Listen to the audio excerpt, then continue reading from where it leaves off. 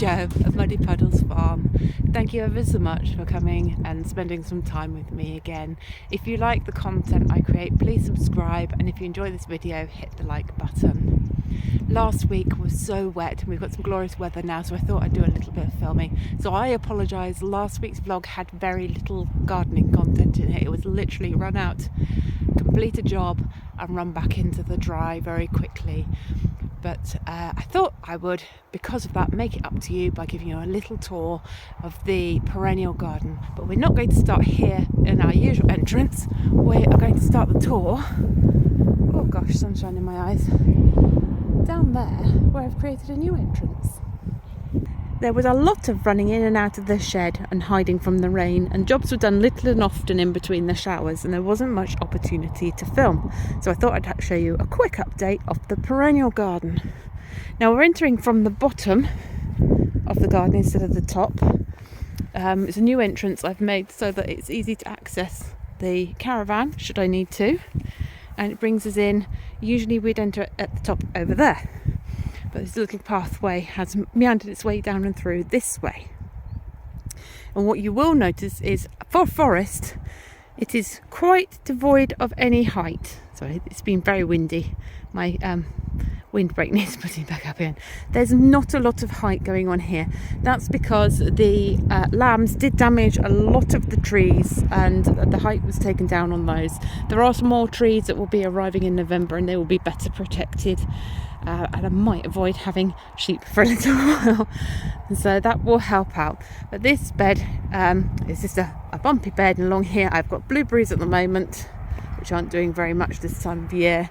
There will be a plum and damson going in along here too. There's one of my blueberries, and it leads up to the corner where the bathtub pond is over here, which is settling properly in and becoming part of the perennial forest area. Here we have the first soil bank, which is starting to look a bit more mature again. We need to get some trees in there and some height. This is the figure 8 bed that I made with the Chilean guava and the pomegranate in, and that's settling in nicely. There's lots of other little bits in there that will take off. I need to put more ground cover in there, which I will sow as and when I get it. And I finished my kidney-shaped bed.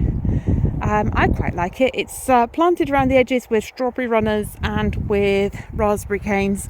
I'm waiting for some fruit trees to turn up during November. One for each end of the bed. I'm going to put a lot more ground cover in there as well.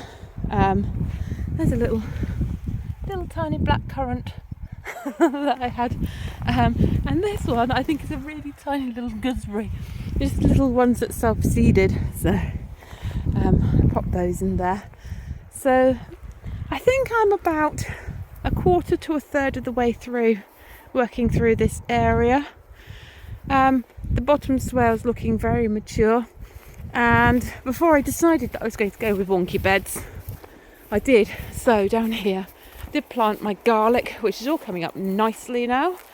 Oh, even some of my elephant garlic. I can see there's a little tiny spike of elephant garlic over the far side there, but that's all starting to poke up. I just hope it doesn't grow up too much before we get cold weather, although here in Cornwall it doesn't tend to get very cold very much. Slugs seem to have eaten all the very few all year round cauliflower that I put in a week or two ago, but hey ho.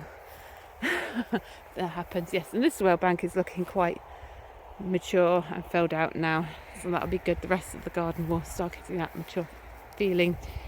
Still got some of the flowers going. Those are like a dwarf sunflower, and the verbena is still going. So another sunflower showing its face down there. And this is the other bed I put in before I decided to go wonky, and that's got some strawberry runners and leeks in there, which I weeded a little while ago. So that's where I'm to so far in my perennial garden. Hopefully it was interesting looking around, and it's a work in progress. I have another project which I will reveal at some point, that's going to sit. So in the entrance here I've decided to change this around a little bit It will still be the entrance, but I've got a bit of a project to kind of tie together the food forest and then tie together what will be the annual vegetable beds up here. So I've designed it because I'm not sure whether the food forest will extend up this way or the annual vegetable bed will extend down to meet it, but somewhere it'll merge in the middle of this area, I'm sure. However it evolves, I guess. Anyway, thanks for watching. Please hit the like button and subscribe if you have enjoyed this video for more content, and I'll speak to you again next time. Bye!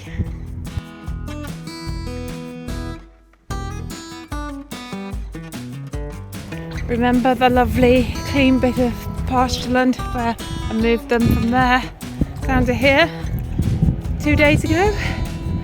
I guess they'll be moving over there tomorrow. They look very pleased with themselves.